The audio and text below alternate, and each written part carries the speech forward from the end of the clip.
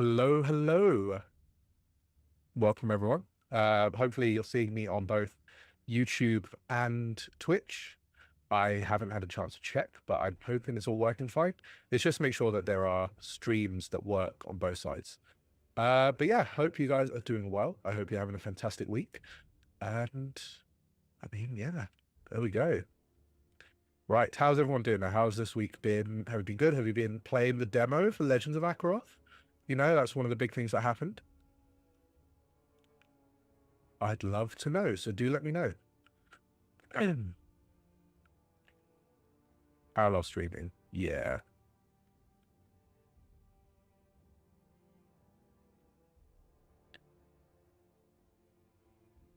perfect. Okay. Just grabbing some bits and bobs. Nice. Nice. Perfect.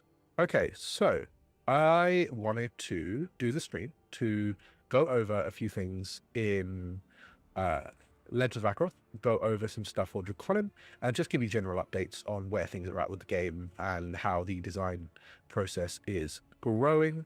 It's changing a bit, but it is something that I am actively sort of working on. Uh, yeah.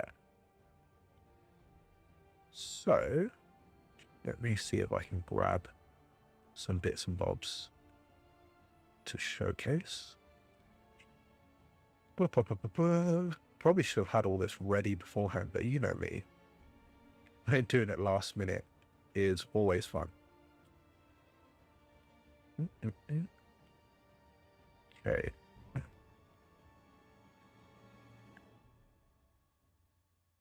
Perfect.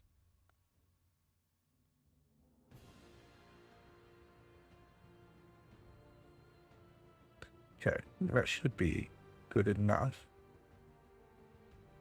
Okay, brilliant. Right. So I am currently just working on some bits and bobs in the background, trying to get a few things out of the way because, Christmas coming up, I want to just get working on some stuff early so that I can essentially give you a few more things this time around. So let me see if I can grab it for you. Nice. Okay. But let me know. Have you guys been playing Legends? Have you been checking out the demo? What was the situation? Because I'd love to know who's created what sort of character as well. It's always lovely to know. So yeah.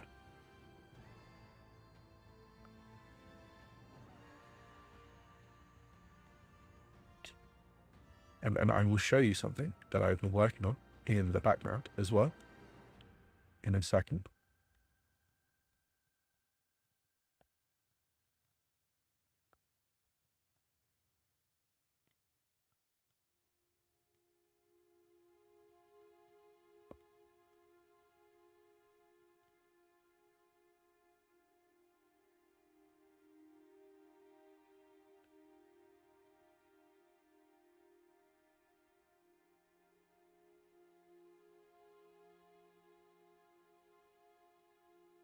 I haven't played the demo yet, but 2 groups went through one-shots and I had a lot of fun. Well, perfect. That's what we want to hear. So let me get right into it. So Drakonym is, well, let's start with the Legend of Akeroth, actually. The demo has been going over really, really well. I've been very impressed with how people have been finding it, how much people have been enjoying it. It has been a definite change from me personally, because I don't usually release the demo this early. I don't normally do demos first off. It's just not something I do. I don't know what it is. I just never really found demos to be very. It's because a lot of things change. That was the other thing as well. Like, we might have functionally a lot of differences between the first book and the final book. It just, a demo is never going to be as, what's the word? Like, as clear as a final book would be. So trying to do it that way has just never really worked in the past, but it has been, yeah, quite interesting to observe. So I will show you some little bits and bobs of what I'm working on at the minute. And I just realized my dog is stuck outside. Bear with me 2 seconds.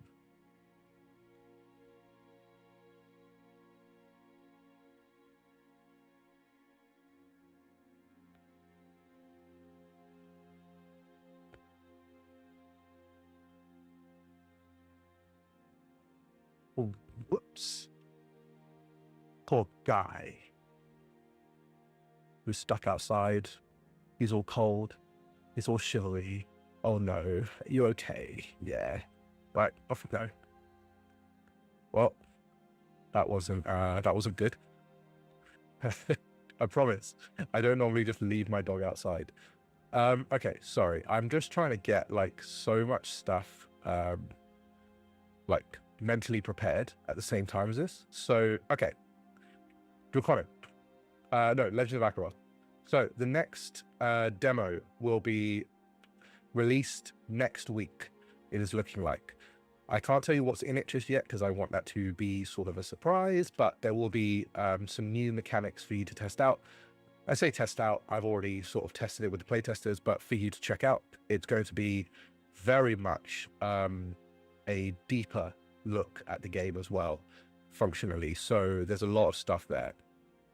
The game itself is basically done at this point, which I'm very proud of. There's a lot of content that I've written for it, a lot of content that I've finished off, which also means that people who are going to be playing it, live streaming it, etc., are going to be playing a very, very close version to the final rules, which is very exciting. So with that said, I want to show off some stuff that I have done this week, and as with any weekly stream, it would not be a Legends of Akeroth stream without me showing you something, well, a spotlight for some music. So let's do today's soundtrack spotlight in what the extra content coming with Throne of Luster. Which extra content? Because there was some other stuff that I was working on, but I can't remember now. I imagine that is what you're asking for, but I can't remember. There are just so many things that I'm working on at any one time. It's just, it's on my list, possibly, but we'll see. Yeah, no news on those just yet. They will be released when they're ready. That's really what I can say for that. So you'll get a notification, you'll get an update on Backakit, etc. has died. Yeah.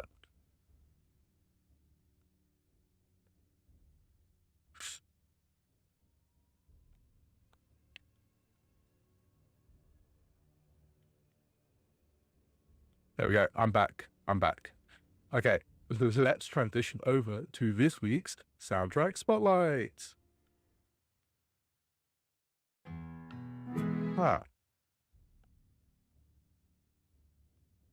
I'm wondering if that is why it's disconnecting.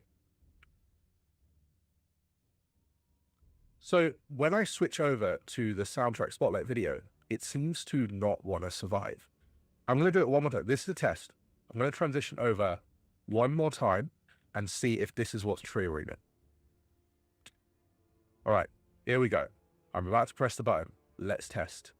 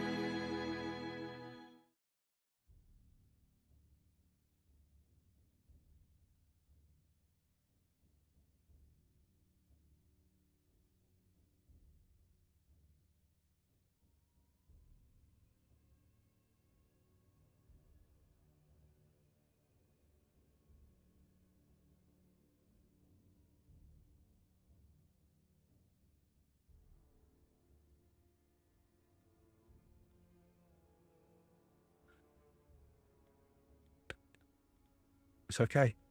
It happens. You know? This does happen sometimes. Anyway, yeah, gorgeous soundtrack. It is going to be a stretch goal or a follower goal for the official release. Otherwise, it will just be available to backers.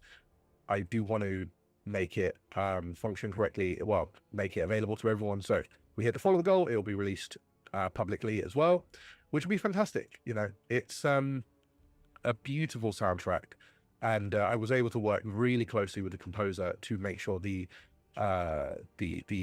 tracks meet the requirements I had, but also composing some myself and then working on them was really fun, learning a new skill. As some of you know, I composed the track Dragonfall for Drakonym, so this was a lot of fun to put together as well. Yeah, it's great. It's been a lot of fun. I'm really excited for it as a as a soundtrack, because I love soundtracks. To be honest, it's one of those things that I always look at as a what's the word, like, if a game has a soundtrack, then I can see what type of feeling it's meant to evoke, and then get that feeling in as well. So yeah, it's great. I don't really have anything else to say with that. But did you guys like it? I'd love to hear your feedback on it.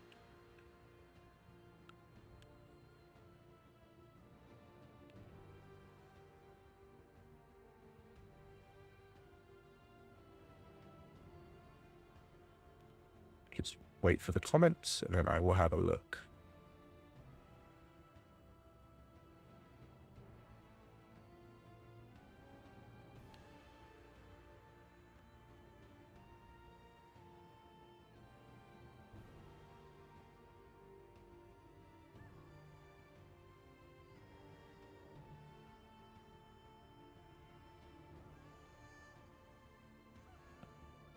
Pictures, art, magic. Yeah, that's exactly what I wanted to hear. Yeah, I mean, it is a lot of fun to listen to. You know, it's one of those things where what my vision for it is, you guys download the game and then you put on the soundtrack and you'll just vibe it, right? That's the goal for me, at least. You guys should enjoy what you're listening to. It should be fun. It should be evocative, all of the above, right? So that's really important to me when it comes to putting stuff like this together. But yeah. Okay, so that is that. There is another thing I want to show off as well. I've been really excited about it. I made it last week, and I would love to show it to you. I have a question. How many of you have played the demo and have been using the combat rules, and you're thinking, you know, I wish that someone could explain the rules to me? Just put it out there. Let me know if that is something that you've come across.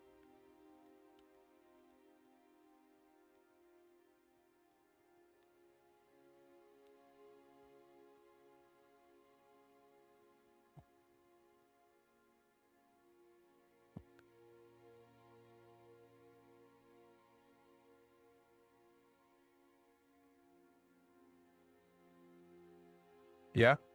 Yeah. Cool. All right. In that case, I do have something to show you. And here we go. Welcome to Legends of Akeroth. In today's episode, we will run through a quick combat scenario to show you the basics. There is no initiative in Legends of Akeroth. The heroes always act first, and the group decides the order. Our warrior will go first.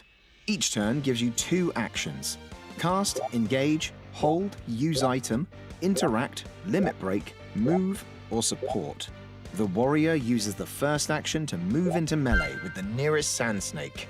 With the second action, they engage, starting a duel with their greatsword. Duels are always 1 versus 1. The attacker chooses which weapon to use, and the weapon triangle applies. The sand snake uses a breaker type for its bite, and the warrior is using a blade, so the warrior has triangle advantage. This steps one of their damage dice up 1 size. Their attack would normally be 2d6. but with advantage, it becomes 1d8 plus 1d6. The first die listed on a weapon is what determines a miss, hit, or crit. They roll and the d8 lands on its maximum value, which makes this a critical hit. They roll the d8 again and add it. This continues as long as the die keeps showing the maximum. The total is 15 damage. Damage reduces defense first. The Sand Snake has 10 defense, which now drops to 0, causing defense break. Broken creatures have no defense until it refreshes and are easier to crit. Any remaining damage goes into their HP. The Sand Snake survives, so it immediately makes a counter. Counters resolve after melee attacks. They cannot crit, and they ignore the triangle. The Sand Snake deals 4 poison damage to the warrior's defense. Defense that is not broken does not refresh automatically, so this chip damage matters over time. Now the mage acts. For their first action, they battlecast Fireball. Battlecasting starts a duel, but spells cannot crit or miss. If you roll a 1 on the first die, it simply deals 1 damage. Fireball hits and defeats the first Sand Snake. For the second action, the mage field casts Thunder. Field casting affects an area rather than a single target, and never starts with a duel. The mage chooses a field cast template and places it. If they wish, they can spend Spirit on augmentations to expand the spell or increase its power. Now, to check if a spell hits, they will make a roll using their primary attribute, plus the aspect attribute. In this case, Thunder is an Arcanum spell, so uses primary plus mind. They roll 66 and get 4 successes, which means the full damage is dealt to the area. Both heroes could also choose to hold to gain tempo. Tempo is a resource that can be spent on extra actions, up to a maximum of 3 or a minimum of -3. If you go into the negatives, you must spend turns recovering tempo back to 0 before acting again. The Sand Snakes take their turn. Enemies can also take 2 actions, 1 action to move, and then the Herald can roll on the action table to determine any offensive actions they take. The Herald rolls a single d6 to determine what they do. Both will move towards the warrior and use their bite attack. Using the triangle, both these hits have depth down to 1d4. First snake rolls a 2, but the other crits. They roll the die again and crits again, rolling a 1 on the last die for a total of 9 poison damage. In the next round, the mage chooses to go first and spends all their remaining mana to augment Thunder into a 2d20 spell. They roll their spellcasting check and get a mixed success. This means their damage is halved, so rolling a 2d20 gets 28 thunder damage. This is halved to 14, which is enough to wipe out the enemies. That is where we will end today's session. This combat encounter was run using Legends of Akeroth, a brand new TTRPG inspired by the golden era of JRPGs. If you're looking for a game with blue skies, heartfelt quests, tactical combat, and nostalgic mechanics, then try the demo by exploring Legends of Akeroth on BackerKit. There we go. Look at that. That was a lot of fun to put together. But the pain of putting together pixel artwork animation, good lord, I never want to, I say I don't want to do that again. I did have fun doing it. But learning how to like make, what's it called, spray sheets and then have them work, good lord, it was difficult to do. But it was a lot of, it was a lot of fun to see what needed to be expressed in a video like this, and put together quick and easy introductions for people, because reading the rules is going to help you as much as it can, but learning what they do in a video, it's just going to be much easier, because that video is what, 4.5 minutes? I guarantee you that is a quicker way to understand combat than it is to play yourself, because you're going to have a question of, wait, what about this though? And it's not always going to be easy to answer. So something like this is going to be, functional for that. So that is essentially everything I wanted to cover for Legends. We've done the music, we've done the new video. I don't think there's much else that I need to cover off today with that, which means I can talk about Drakonym. So, as most of you know, I have been working away on these solo rules. There is a lot I need to do. But one thing I've been focusing on over the past few weeks is the the other rule stuff. So let me grab the book and then go over it.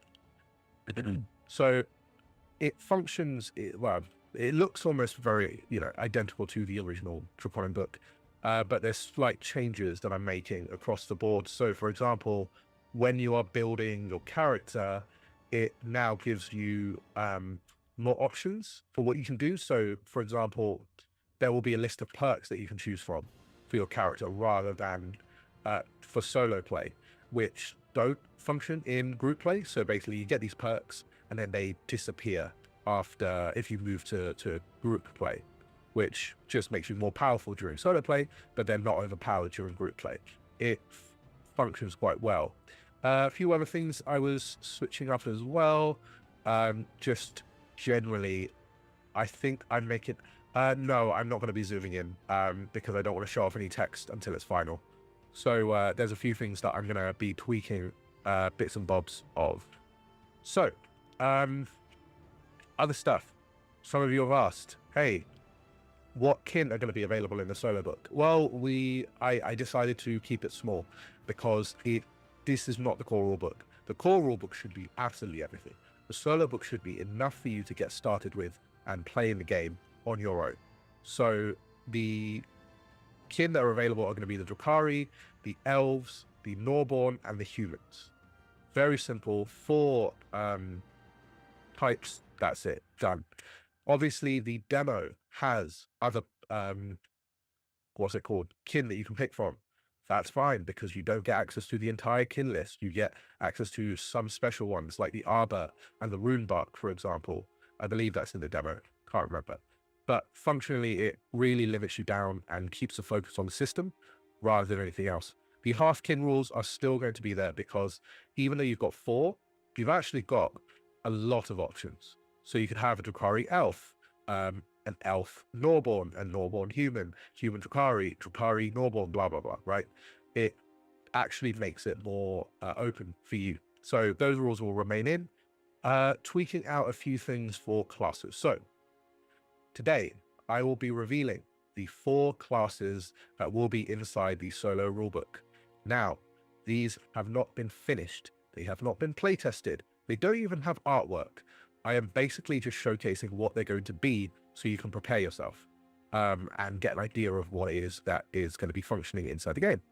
So, the 4 classes... So just say, make sure it's perfectly clear there are limited kin and classes solo. That's been from the beginning. Like the crowdfunding page said that they had completely different lists, or at least they limited it heavily, but I'll just double check it. But I don't think anyone is going to be like, oh my God, it's not the full rulebook, because I never promised that. And it was, yeah. I mean, there's so many videos of me going through the solo rulebook as well, where I've kept saying, this is not the full book. This is not the full book. So if at that point anyone has a problem with it, I don't really know if that's something, that I wanted to, let's see, where is it? The game. Here we go. Solo rulebook. Yeah. It has its own set of, I called it the Hunter. I need to update the names, but yeah, its own set of kin, limited down from the core rulebook. Yeah, I mean, it's a bit clear. At that point, it's kind of on them, Okay, so Black Storm. If you have the core rulebook, can you use all of the kin? Yes. There is not going to be mechanical differences between the two. The basic idea is you can switch from solo to group, group to solo without any real issues. So yeah, that's also why the classes don't have solo specific rules and perks, because it is, not something that I wanted to do. Let me just read this. Cool. Right. Classes. So, the first class that will be available in the rulebook is The Drake Master. They are bound, soul and its partner, mastering the sky and shaping the battlefield through living flame. That is a Drake Master. Drake Masters are... Oh, I should say Drake Master.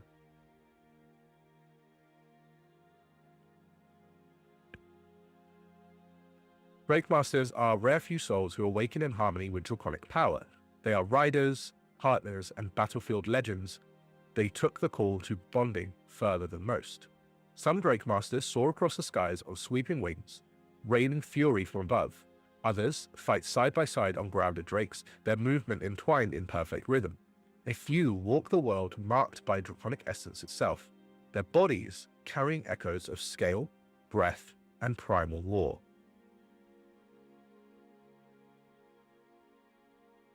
Okay. Cool. Their bond is not command but trust, not dominance but shared will. Through that bond, the impossible becomes achievable. So that is the Drake Master. It will have 5 subclasses, just like the rest. You have the Aegis, the Fangcaller, the Sky Reaver, the Weird Marked, and the Voiced. So these should say Drake Master. I will just update that. Cool. So, update that. Aegis, Fangcaller, Sky Reaver. Cool. So the Drake Master gets certain features. This will all change, by the way, so please do not get attached to anything. The basic idea is they are bonded further than normal Dragon Riders or Riders in general. They can choose one type of attack at level 1, Aerial Dive, Breath Aligned Strike, or Tailwind Assist, etc. And when you do that, you gain a plus 1d6 from the attack. They have Drake Hide at level 2, where you can take a heavy or deadly wound and treat it as 1 tier lower. So essentially, the first deadly wound you take, it's a heavy wound. You get Wingbound, where if you do an AoE attack, you may move 2 squares.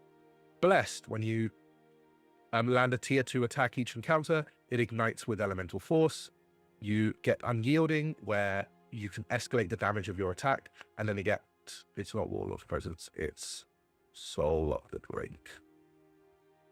Once per downtime, you become bloodied, your draconic spirit surges, you immediately get 3 actions. You can escalate your damage by 1 tier, or I should say 3 damage actually. Let's make it 4 damage. And you ignore interruption costs until the end of your next turn. So basically, you can take 3 actions as interruptions. So yeah, nice. Okay, so the Aegis. It's all about being... actually, I'll go through each one specifically. Aegis Drake Masters forge a protective pact. They become the living bulwarks beside their dragons. They fight with shield, scale, and steel, turning aside blows meant for their allies. They are basically like the defensive Dragon Riders. That's their idea. The Fangcallers are primal ferocity of draconic instinct.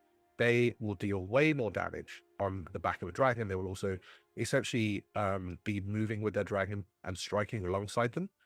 The Sky Reavers are more about excelling in aerial movement, in the positioning. They're essentially the kings of the sky. The Weird Marked are essentially, I don't know if I wanted to name them Weird Marked. I was just thinking the name. Yeah, I prefer Dragon Soul. I prefer Dragon Soul as a name.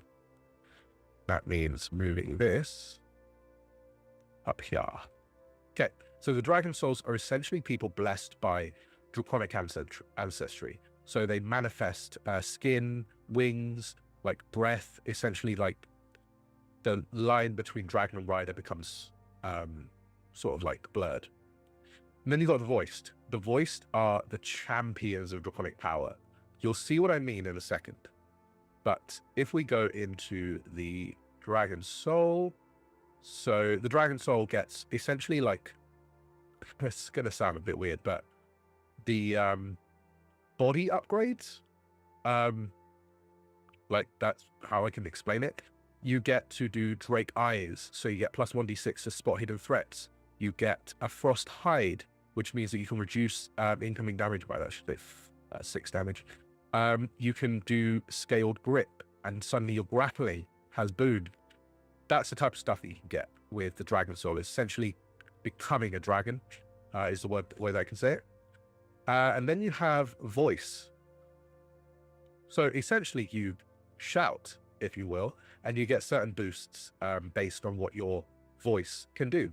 So you have Battle Cry, which can increase an ally's attack by 1d6. You have Beast Heart, where the first beast you meet next day treats you as non-threatening. You have Break Wave, where you can push enemies back. Dominating Word, where you can command someone. And a beast loses all movement when you dominate word them.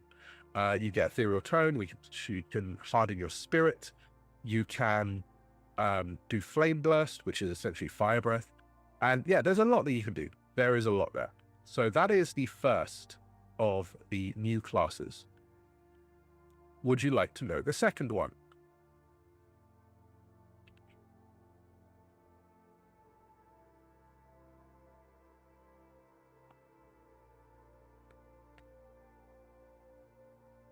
Or someone just goes, nah, rather not. Okay, perfect. Right, so the next one is the Maker. The Maker of Wonders, forging power into steel, potion, and design. So, the Makers are the architects of possibility, bending will and imagination into tools that reshape the world. Where others wield steel or spell, a Maker wields creation itself. Their strength lies not in ancient tomes or divine decree, but in the spark of innovation that refuses to accept the world as it is. Some makers are humble tinkerers who turn the broken scraps into marbles. Others are master smiths who can set runes blazing across steel. And a few are visionary alchemists who can mixtures of alter flesh, spirit, and fate. They walk roads littered with raw materials and unfinished ideas, their packs clattered with tools and prototypes and half-born wonders. And on the battlefield, a maker is never unarmed. For every moment is a chance to assemble something new and control chaos. So, the maker is essentially I don't want to say artificer because there's a subclass called artificer, but that is the idea. They are the subclasses you can pick from are the alchemist, the artificer, the bombardier, the machinist, and the tinkerer. So the basic idea is the alchemist is just as it sounds. They will create new potions and brews that will affect a character. The artificer can create magical implements, spell vials, things that reshape battle. They can cast spells through their creations, etc., etc. The bombardier is all about controlling the battlefield through explosions. So it's setting charges, it's creating weapons that explode on impact, stuff like that. The machinist is all about creating new tools, such as such as creating things that do a specific purpose. And you can use them to create like clever ideas on how to problem solve. And the tinkerer is more about crafting small tools that achieve big things. So for example, a set of gloves that can become talons, a satchel that can answer any real question that you get asked. You know, that's the kind of idea. So I won't go into too much detail with each of these because again, things might change, but the basic idea is the maker is all about creating things quickly with use, and nothing that they do is useless. That's the basic theme of it. Their stuff offers a relevant check boost. It can potentially overcharge spells. They get access to spells, but one of the cool things is that they can cast through into a specific location using their spells and items that they make. And the perks very much follow that same vibe too. So that is the maker, which brings me on to, would you like to know what the next one is?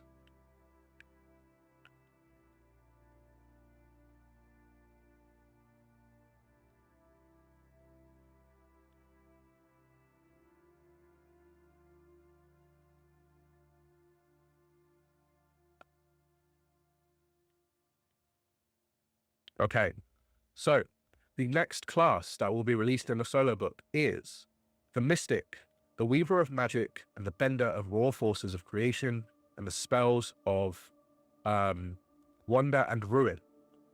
Essentially, I'll read out their subtext. The mystics walk the narrow road between body and spirit, wielding power that rises not from spellcraft or divine favor, but from within.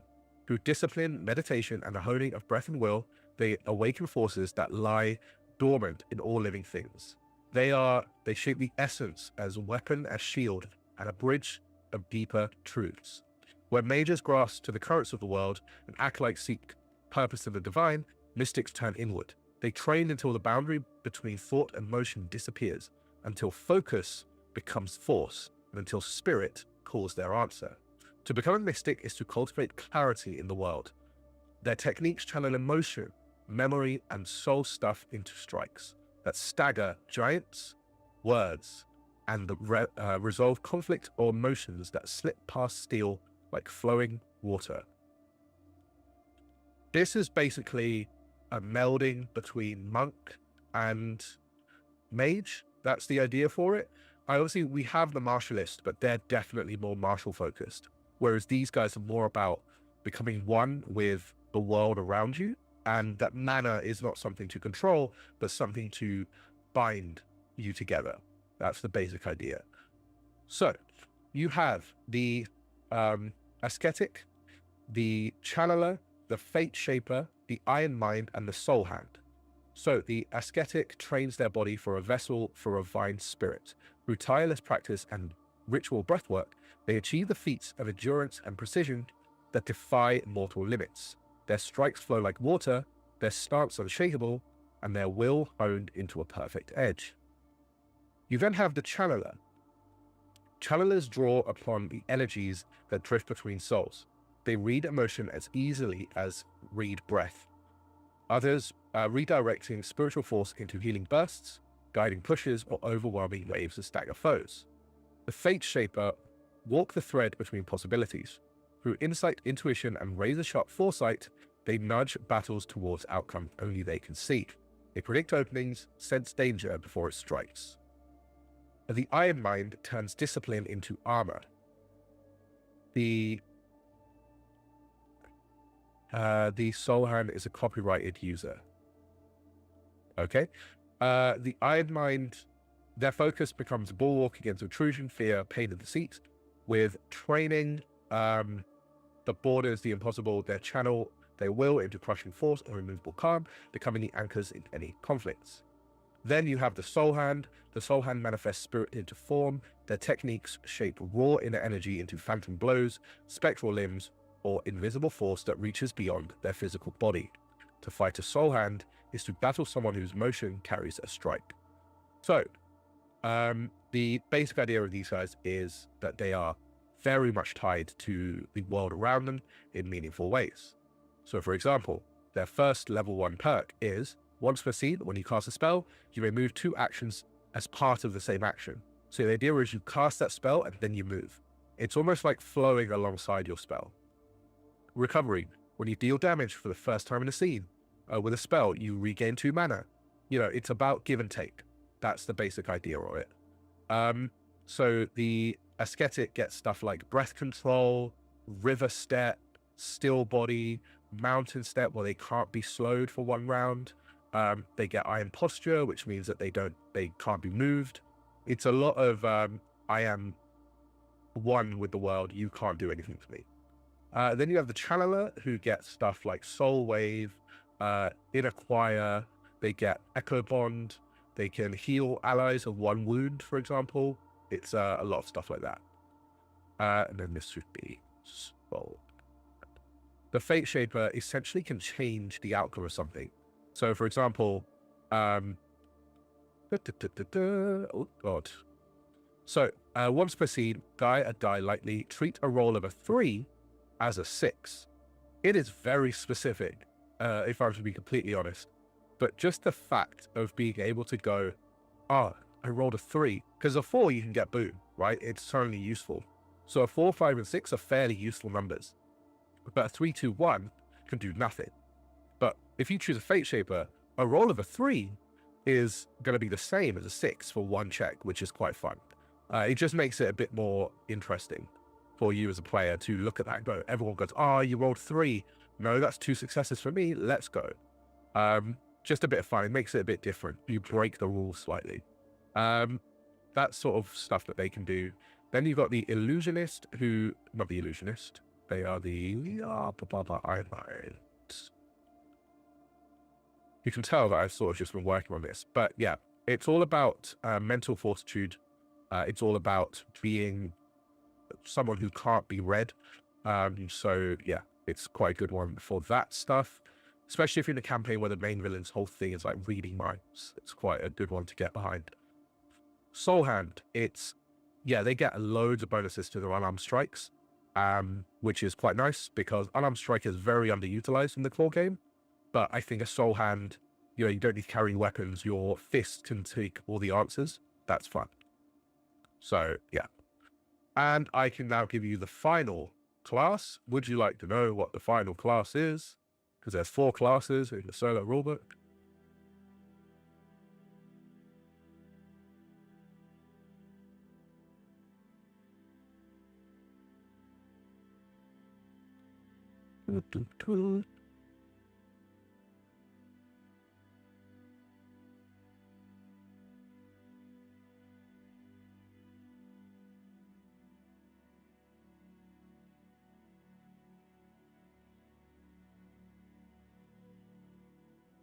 Okay, right, let's see.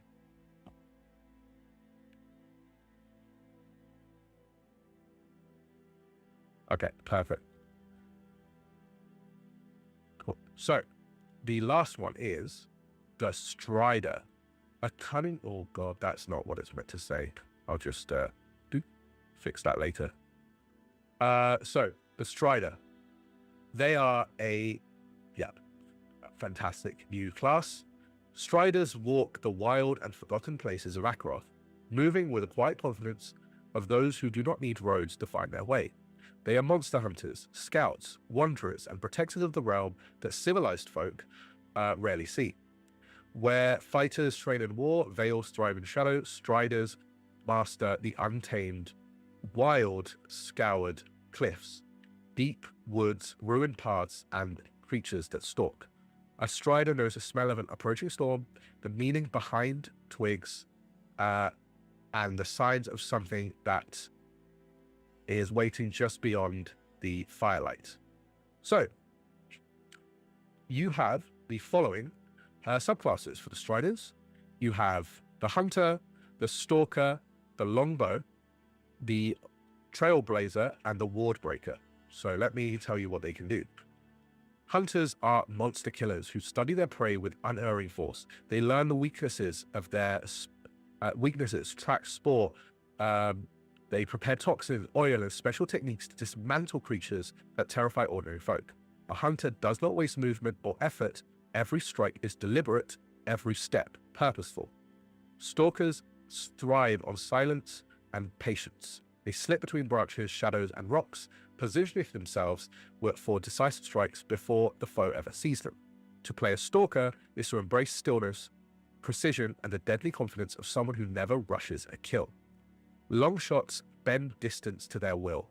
They read wind, terrain, and rhythm with instinctive clarity, landing arrows and throwing weapons with impossible accuracy. Whether pinning enemies in place, finishing a fleeing foe, and a long shot's aim turns a battlefield into a ledger of certainty. The Trailblazers are born pathfinders. They navigate wilderness with ease, guiding others safely through dangers that would swallow the unprepared. In battle, their knowledge of land and momentum becomes an advantage, turning rough terrain and shifting positions into weapons of opportunity. The Wardbreaker stand against creatures twisted by curses, corruption, and unnatural influence. Through ritual marks, grit-fueled techniques, and grim determination, they strip away protections, open paths that would otherwise impenetrable defenses. A Wardbreaker is the answer to the horrors that defy steel alone. So, Basic idea. Level 1. Once per scene, after you hit a creature, you may learn one detail about it, its movement type, its highest attribute, or whether or not it's wounded or fresh. So think Aragorn meets Geralt meets I think those are the two. Yeah. Geralt and Aragorn burst fused into one. That's the Strider. That's the basic vision that I had when I was creating them. It's not quite Grimswarden Monster Hunter, because they're more about taking down big things. These guys are more about going into battle and, yeah, taking on creatures that are going to be interacting with them one-on-one. Solo, if you will. That's the idea. So, yeah. It's a lot of fun to put these together, to be honest. So, like, the hunter gets a perk that says, Trophy Sense. After you defeat a creature, you may harvest something useful from them. Once per downtime, gain a small advantage or resource from your trophies. The Stalker gets Disorient. When you hide or impose pressed on an enemy, when you reveal yourself, they're pressed, which is just fun. Longshot get essentially a lot of stuff to do cooler things with their bow. So Rain of Thorns, during downtime, you can craft special ammunition, and that can now be used during your adventure. Trailblazers get stuff like Wind Reader, where they can adjust their, what's the word? Sorry, I'm just reading the comments. Oh God, I've never heard of the other one. Oof, you are lucky. I wish I could just forget Geralt and then reabsorb all the media. But yeah. Then you have the Wardbreaker, who is basically like the, break free of spells, etc. Not quite Spellbreaker, just more Cursebreaker would be the way that I would say it. But yeah, so those are the new classes. I am working on the careers at the moment. I don't have anything for them just yet. I will let you know when I do. But there is something else that I'm currently working on. If you want to see.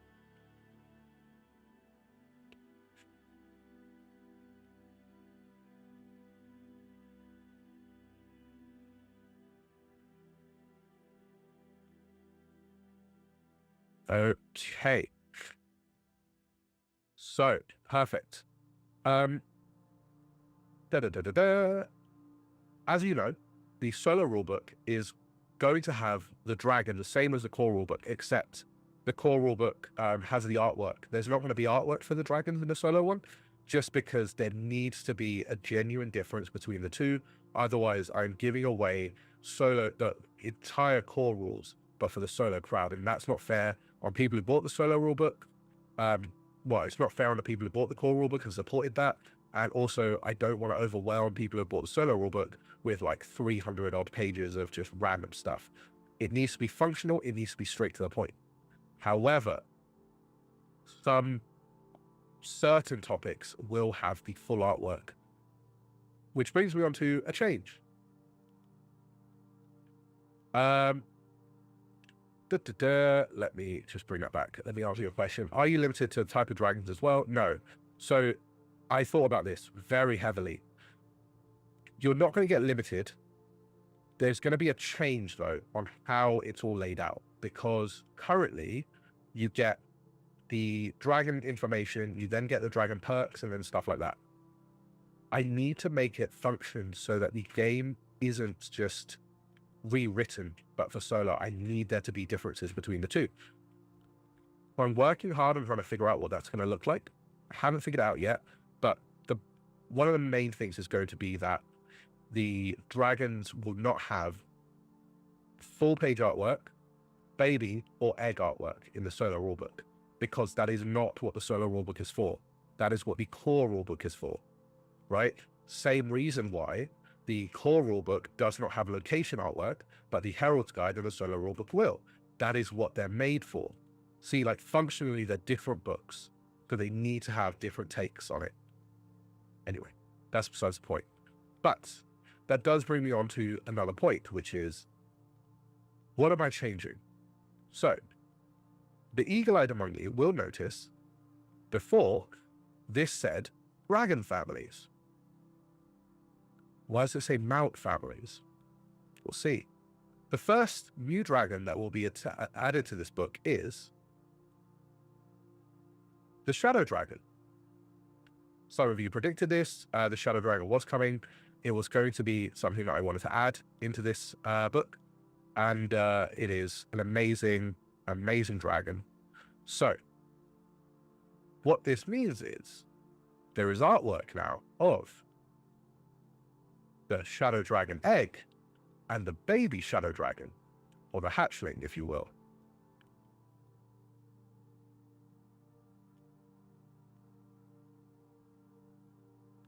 Shadow dragons can only bond with a specific person. So that means that they are perfect for solo.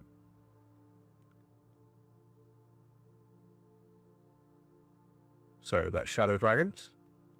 That also means that there's going to be artwork of the Elder Shadow Dragon as well, which is just dope as hell.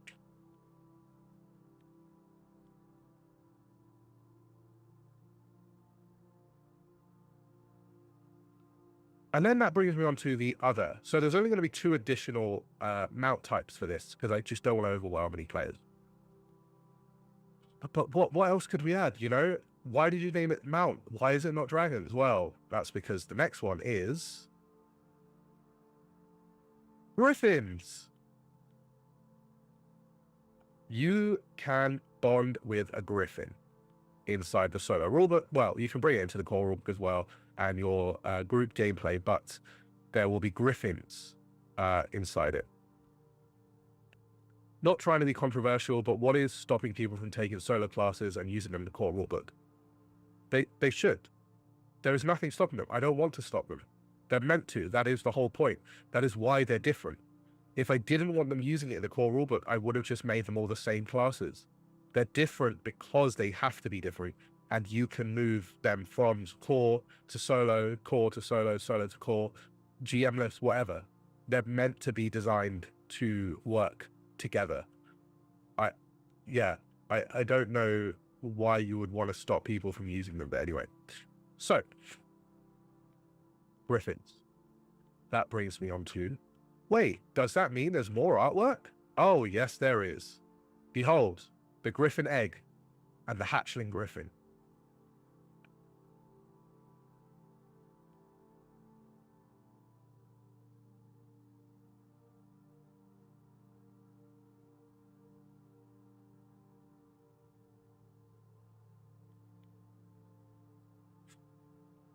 So look at the baby.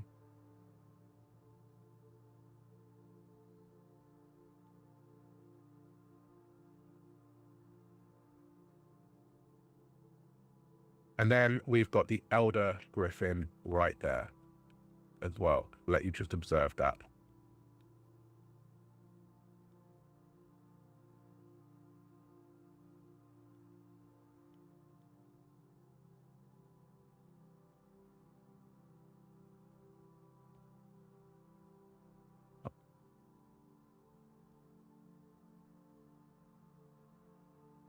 So yeah, that is yeah. That is basically the changes for the solo rulebook. That brings us to the end of the stream, and I really hope you guys enjoyed seeing that first look at the new things coming. Everything will be cross-compatible with the core rulebook and group gameplay. Nothing will be basically overpowered for solo, because obviously solo is going to be different power levels. But the basic idea I have is there is a set of new perks called, like, I don't know what I'm going to call them, but solo perks. If you are moving from solo to normal gameplay, you just don't use the solo perks. That is the easiest way to function cross-compatibility. So everyone is exactly on the same level, regardless of if you move.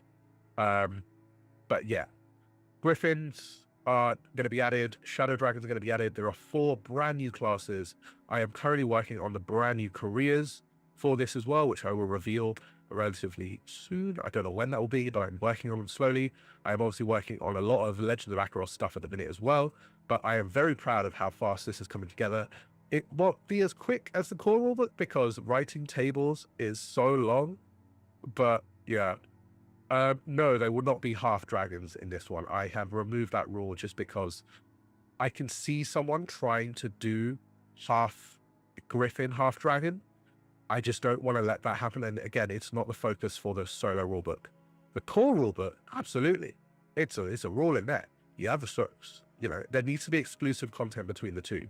Otherwise, you're just not, otherwise you're getting to the same things as someone else. It doesn't make having each book worth it. They need to be expansions to each other while having the same core content, allowing you to play either independently. It is so difficult to do, but I am really proud of how it's come together. So yeah, that is that. But with that said, I will leave you with one more thing, which is going to be another. Am I disconnected? Hello? Am I still here? Someone let me know. Because Horse's comment has, is it Horse? Right. Horus fan has really confused me for a second there. Hello. Okay, cool. Right. That brings me on to one more thing I want to show you, which is a brand. Well, it's another soundtrack spotlight. I will have a few of these because this one will go live next week. But here you go. So I will end today with a soundtrack spotlight. I hope you guys enjoy it. This is from Legends of Akeroth. It is a really lovely track.